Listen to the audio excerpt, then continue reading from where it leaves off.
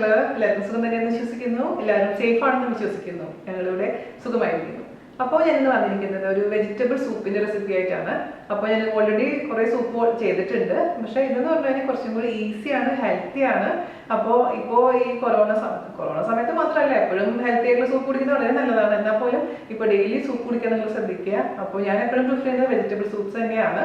അപ്പോൾ ഞാൻ ചെയ്തിരുന്ന സൂപ്സിന്റെ എല്ലാത്തിൻ്റെയും ലിങ്ക് താഴെ ഡിസ്ക്രിപ്ഷൻ ബോക്സിൽ തരാം. അപ്പോൾ നിങ്ങളൊന്ന് നോക്കിയാൽ മതി. ഓക്കെ. അപ്പോൾ അതുപോലെ തന്നെ ഇന്നലെ ഉണ്ടായിരുന്ന ഗുജറാത്തി ധോക്ല ഒരുപാട് പേര് കണ്ടിട്ടില്ല. കാണാത്തവർ കാണാനും ഉണ്ടാക്കി നോക്കാനും മറക്കില്ല എന്ന് വിശ്വസിക്കുന്നു. അപ്പോൾ ഒട്ടും താമസിക്കണം, നമുക്ക് എങ്ങനെയാണ് ഹെൽത്തി ആയിട്ടുള്ള ടേസ്റ്റി ആയിട്ടുള്ള വെജിറ്റബിൾ സൂപ്പ് തയ്യാറാക്കാം എന്ന് നോക്കിയിട്ട് വരാം. ഓക്കെ.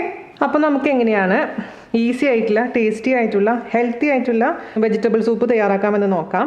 അപ്പോൾ നമുക്ക് വെജിറ്റബിൾ സൂപ്പ് എന്ന് പറഞ്ഞാൽ പല രീതിയിൽ ചെയ്യാൻ പറ്റും. അപ്പോൾ ഞാനിന്ന് ചെയ്യുന്നത് സാധാരണ നമ്മൾ ഹോട്ടലൊക്കെ കഴിക്കുന്ന പോലത്തെ സൂപ്പാണ്.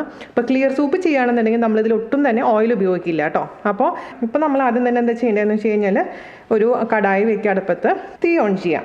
മീഡിയം ഫ്ലെയിമിൽ തീ വയ്ക്കാൻ പ്രത്യേകിച്ച് ശ്രദ്ധിക്കാം. നമുക്കതിലോട്ട് ഒരു അല്പം മാത്രം ഓയിൽ ഒഴിച്ചു കൊടുക്കാം. ഞാനിപ്പോൾ ഇവിടെ ഒലീവ് ഓയിലാണ് ഒഴിച്ചു കൊടുത്തിരിക്കുന്നത്.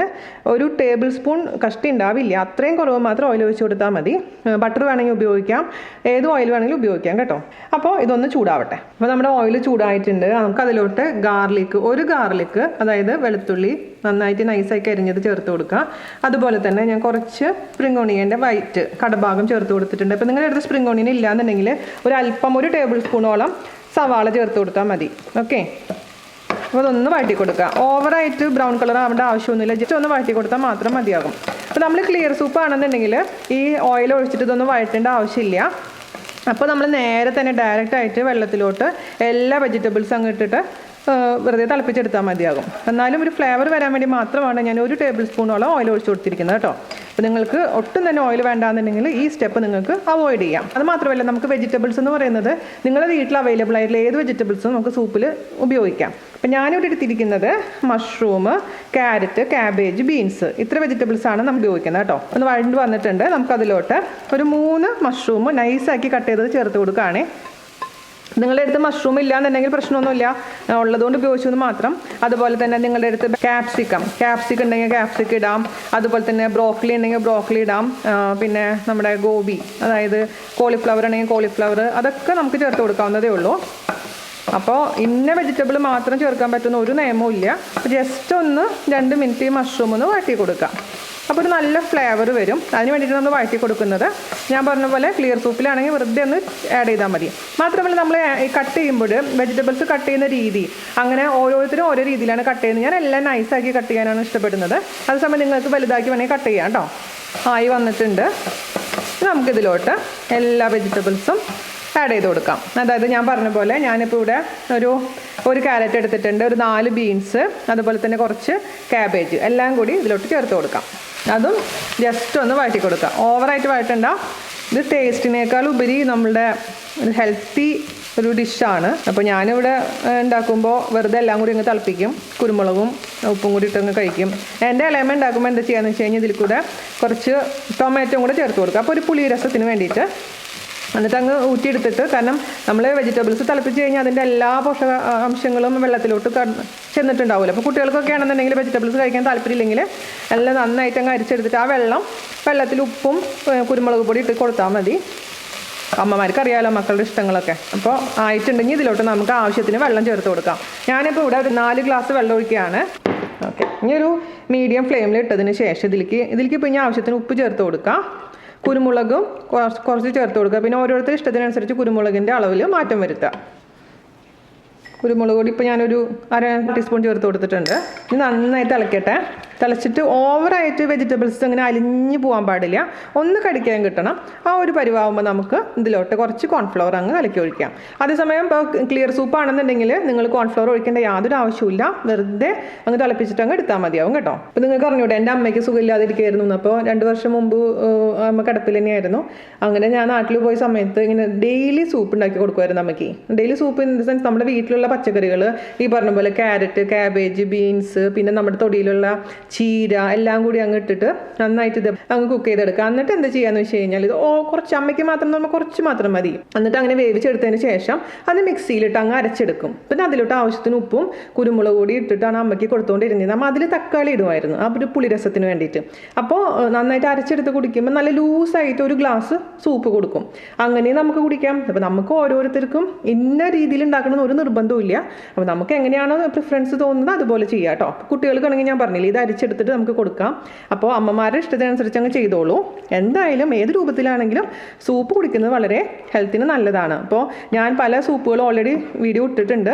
പിന്നെ കുറച്ച് പേര് എന്നോട് പംകിൻ സൂപ്പ് ചോദിക്കുന്നുണ്ടായിരുന്നു. ഞാൻ ഇട്ട് നിങ്ങൾ കാണുന്നുണ്ടെങ്കിൽ തീർച്ചയായിട്ടും ഞാൻ അടുത്ത് തന്നെ പംകിൻ സൂപ്പും ആഡ് ചെയ്യാം കേട്ടോ. അതുപോലെ തന്നെ ഞാനിപ്പോൾ ഇതിലേക്ക് പ്ലെയിൻ വെള്ളമാണ് ഒഴിച്ചിട്ടുണ്ടായിരുന്നു. പക്ഷേ ചിലവർ എന്താ ചെയ്യുകയെന്ന് വെച്ച് കഴിഞ്ഞാൽ വെള്ളത്തിന് പകരമായിട്ട് വെജിറ്റബിൾ സ്റ്റോക്ക് ആഡ് ചെയ്യും.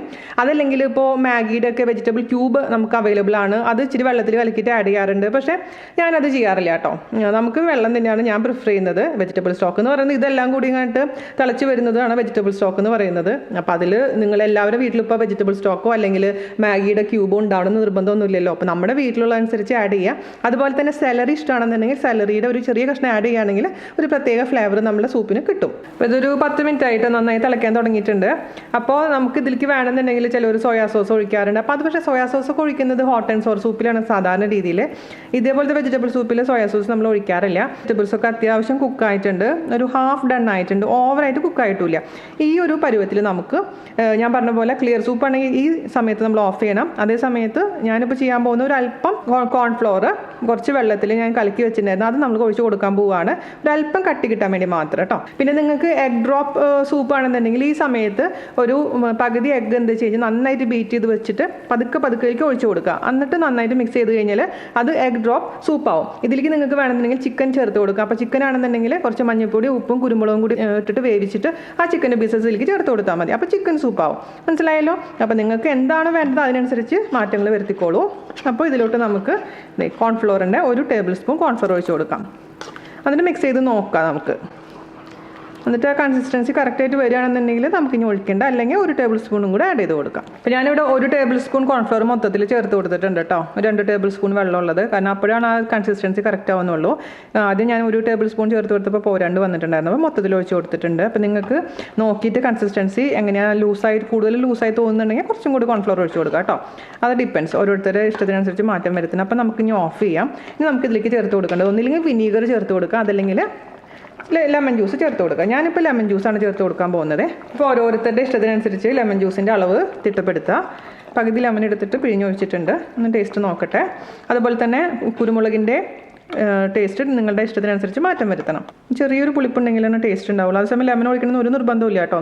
എനിക്ക് ഇച്ചിരി കൂടെ പുളി വേണം, അതുകൊണ്ട് ഞാൻ കുറച്ചും കൂടെ ഒഴിച്ച് കൊടുത്തിട്ടുണ്ട്. അപ്പോൾ നിങ്ങൾ നോക്കിയിട്ട് ടേസ്റ്റ് തീരുമാനിക്കുക. പെപ്പർ പൗഡർ ഒരു അല്പം കൂടെ ഞാൻ ചേർത്ത് കൊടുക്കാൻ പോവുകയാണ്. വിനീഗറും പച്ചമുളകും കൂടിയുള്ള വെള്ളം ഉണ്ടെന്നുണ്ടെങ്കിൽ അത് അവസാനം ഒഴിച്ച് കൊടുത്ത് നിങ്ങൾക്ക് ഓരോരുത്തരുടെ ഇഷ്ടത്തിനനുസരിച്ച് കഴിക്കാം. മിക്സ് ചെയ്തിട്ടുണ്ട്. ബാക്കി ഞാൻ ചെയ്തിട്ടുള്ള സൂപ്പിൻ്റെ ലിങ്ക്സ് താഴെ തരാം, നിങ്ങൾ നോക്കിയാൽ മതി. ഇത് വേണമെന്ന് പറഞ്ഞാൽ ഇവിടെ ഓർഡർ കിട്ടിയ കാരണം ഞാൻ ഉണ്ടാക്കിയിട്ടുണ്ട്. അപ്പോൾ അതിലേക്ക് ഞാൻ എന്താ ചെയ്തതെന്ന് വെച്ച് കഴിഞ്ഞാൽ 2 ടേബിൾ സ്പൂൺ വിനീഗർ ഒഴിച്ചു. പിന്നെ ബാക്കി തിളപ്പിച്ചാറിയ വെള്ളം ഒഴിച്ച് കൊടുത്തിട്ടുണ്ടായിരുന്നു. ഉപ്പ് ആവശ്യത്തിന്, പച്ചമുളക് 2 പച്ചമുളക് അരിഞ്ഞിട്ടിട്ടുണ്ട്. ഇതാണ് നമ്മുടെ സൊല്യൂഷൻ. ഇതിലേക്ക് വേണമെന്നുണ്ടെങ്കിൽ ഒഴിക്കണമെന്നുണ്ടെങ്കിൽ കേട്ടോ.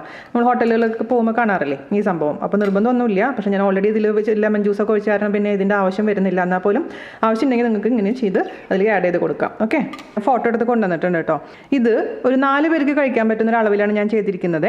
അപ്പോൾ കുറേ പേര് ചോദിക്കാറുണ്ട് എത്ര പേർക്കാന്നുള്ള അളവ് ഒന്ന് പറയുമെന്ന്. ഞാൻ സാധാരണ ബിരിയാണി അല്ലെങ്കിൽ പായസം ഒഴിച്ച് ബാക്കി എല്ലാം റെസിപ്പീസും 4 പേർക്കുള്ള അളവിലാണ് നോർമലി ചെയ്യാറുള്ളത്. അല്ലെങ്കിൽ എന്തെങ്കിലും മാറ്റം ഉണ്ടെങ്കിൽ മാത്രം ഞാൻ പറയാറുണ്ട്. അപ്പോൾ ഞാൻ ഫൈനലി ഇതിൻ്റെ ടേസ്റ്റ് ചെയ്ത് നോക്കിയാലോ. അടിപൊളിയായിട്ടുണ്ട് കേട്ടോ. ആ വെജിറ്റബിൾസ് ഒന്ന് കടിക്കാനും കിട്ടുന്നുണ്ട്. അത്യാവശ്യത്തിന് പുളിയും ഉപ്പും എരിവും എല്ലാം കൂടിയിട്ട് അടിപൊളിയായിട്ടുള്ളൊരു റീഫ്രഷിംഗ് ആയിട്ടുള്ളൊരു സൂപ്പാണ്. അപ്പോൾ എല്ലാവരും തയ്യാറാക്കി നോക്കുക. അതിനുശേഷം അഭിപ്രായം പറയാൻ മറക്കരുത്. അപ്പോൾ അടുത്ത അടിപൊളിയായിട്ടുള്ള റെസിപ്പി ആയിട്ട് വരുന്നവരെ നന്ദി, നമസ്കാരം. Thank you. എൻ്റെ കട്ടിയത് നോക്കിയേ, എന്തൊരു നല്ല മിടുക്കനായിട്ട് നോക്കി. എനിക്ക് പച്ചക്കറി അരിഞ്ഞിരുന്നത് ഞാൻ സൂപ്പ് ഉണ്ടാക്കാൻ വേണ്ടിയിട്ട് ക്യാരറ്റും ബീൻസും അരിഞ്ഞിട്ടുണ്ടായിരുന്നു. ബാക്കി വന്ന ക്യാരറ്റും ബീൻസും വെച്ച് നമുക്ക് പൊരിയലുണ്ടാക്കാം. അപ്പോൾ ഞാൻ പറഞ്ഞപ്പോൾ അരിഞ്ഞു തരാമെന്ന് പറഞ്ഞു. കണ്ടാ, ഇനി ഇത്രയൊക്കെ പാര വയ്ക്കാൻ പറ്റുള്ളൂ. അപ്പോൾ നിങ്ങൾ വെറുതെ ഇരിക്കുന്ന കെട്ടിയന്മാരെ കൊണ്ട് ഇതുപോലെ കുറച്ച് പണിയൊക്കെ ചെയ്യിപ്പിക്കേ. നമ്മൾ അടുക്കളയിലാവുമ്പോൾ അവരും കൂടെ വന്നിട്ട് ഇപ്പോൾ കാരണം എന്തായാലും ഇപ്പോൾ എല്ലാവരും വീട്ടിലിരിക്കുകയാണ്. അപ്പോൾ ബാത്റൂം കഴിക്കുക. വർക്ക് അറ്റ് ഹോം ആണ്. വെറുതെ ഇരിക്കുന്ന ആരെങ്കിലും എന്റെ ഭർത്താവിനെ പോലെ വെറുതെ ഇരിക്കുന്ന ആരെങ്കിലും ഉണ്ടെങ്കിൽ ഇതുപോലെ കുറച്ച് ജോലികളൊക്കെ ചെയ്യിപ്പിക്കാം.